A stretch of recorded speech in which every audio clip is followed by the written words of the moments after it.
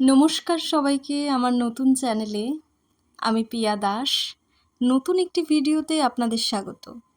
আমার এই চ্যানেলটির নাম পিয়াস দৃশ্যপট। আঁকা আমার পেশা নয়, অবশ্যই আমার নেশা। হনুমানজির জন্মদিনের দিন আমি এটি করি। জয়ন্তী বললাম না এই কারণেই, কারণ তিনি এখনও জীবিত। পর্বত ওঠানোর শক্তি হওয়ার পরও রামের চরণে নতমস্তক হন, তাহলে তিনি বীর হনুমান। সূর্যকে খেয়ে ফেলার সামর্থ্য থাকার পরও সূর্য দেবতার থেকে দীক্ষা নেন, তিনি বীর হনুমান। ব্রহ্মাস্ত্রকে ভেঙে ফেলার শক্তি থাকার পরও ব্রহ্মাকে সম্মান দেন, বলের সাথে সাথে বুদ্ধির সাগর সে বীর হনুমান। সহমত হলে অবশ্যই কমেন্টে জানাবেন এবং পুরো লুকটি কীরকম হয়েছে সেটাও জানাবেন। ভালো মন্দ অবশ্যই জানাবেন। এটা ওয়াটার কালার এবং অ্যাক্রিলিকের মিক্স করা হয়েছে। অবশ্যই পাশে থাকবেন।